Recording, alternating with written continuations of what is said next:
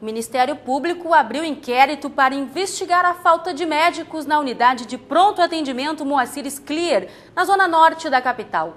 Inaugurada há pouco mais de um mês, a UPA já enfrenta superlotação. Sentada em uma cadeira de rodas há mais de 3 horas, essa mulher reclamou do tempo de espera. Desde domingo eu não como nada, né? E se eu comer, eu vomito. Porque as pernas não tem força de caminhar. Estou até agora sentada aqui, ó. Inaugurada no final de setembro, a unidade de pronto atendimento Moacir Scliar era considerada um desafogo para a emergência do Hospital Conceição, mas rapidamente também começou a ter problemas com a superlotação. Para os Simers, aconteceu pressão do poder público para que a UPA começasse a funcionar, mesmo sem o número de profissionais adequado. O sindicato médico afirma que a unidade não conta com especialistas em radiologia e não possui uma quantidade suficiente de médicos para atender a demanda de pacientes no local. A falta de médicos clínicos lá não conseguiu, a direção do grupo, que é responsável pela contratação dos médicos, não conseguiu ainda fazer um quadro suficiente dentro de uma escala de médicos para fazer o atendimento daqueles pacientes que vão à UPA Zona Norte, aqueles pacientes adultos que vão à UPA Zona Norte.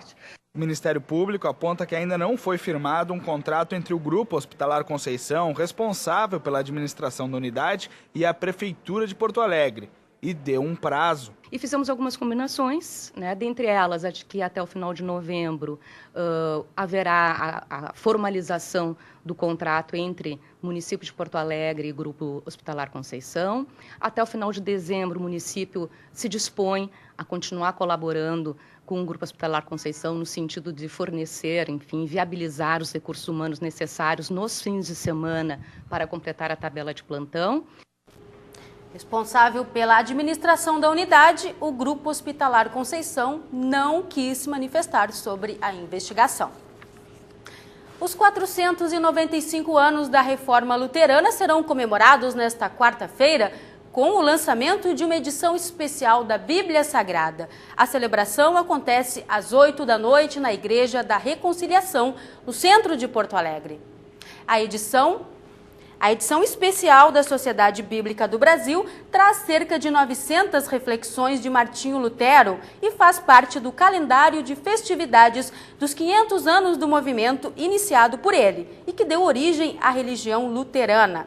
Mais informações sobre a obra podem ser obtidas pelo telefone.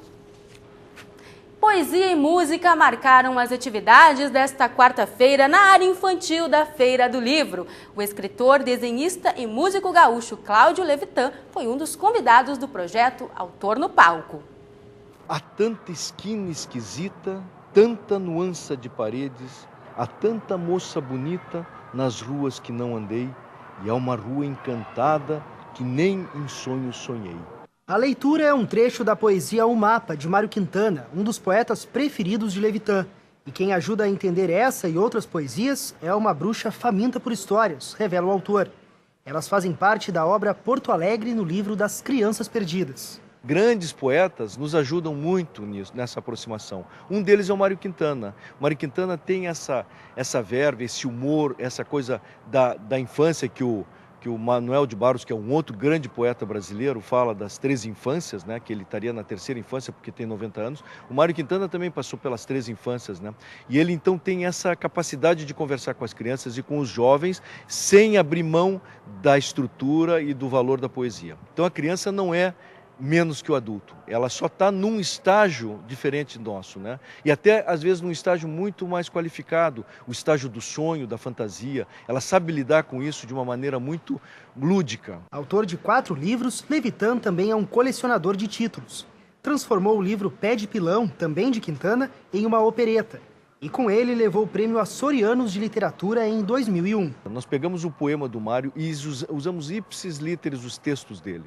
Quer dizer, o Mário Quintana escreveu em 1940, 1930, com um português daquela época, com uma qualidade da poesia perfeita, assim, e nós usamos esse mesmo texto, essas mesmas palavras na nossa época. Mergulhar neste imaginário era o que a turma mais queria.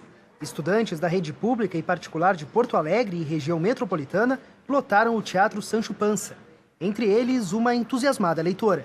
A leitura me ajuda a ser mais esperta, entender as coisas e também ter um pouco mais de experiências nos livros que a gente lê. No palco, todo o tempo, a poesia se misturava com histórias e música. Ana Cristina, eu não gosto de você, tô amando loucamente. Quem? Um dos momentos mais esperados pela curiosa Jennifer. Qual dos seus livros você achou mais interessante? E quando você decidiu que queria escrever livros? A estudante lembra de cada página do Porão Misterioso, outro livro de Cláudio Levitan. O Porão Misterioso, ele conta um pouquinho mais da vida dele, sobre o que ele fez, sobre o que ele passou na vida dele.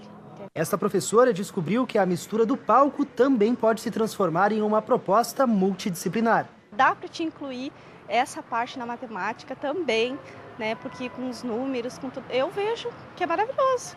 E quando tu traz uma coisa nova, os alunos aprendem muito mais rápido. Todos os livros são baseados em fatos reais. E em cada página, a fantasia é o fio condutor entre o real e o imaginário, de quem sabe, futuros escritores. Era loira como dia, ai que linda que era ela, e agora seca e amarela. E nós ficamos por aqui. Uma boa noite para você. Até amanhã.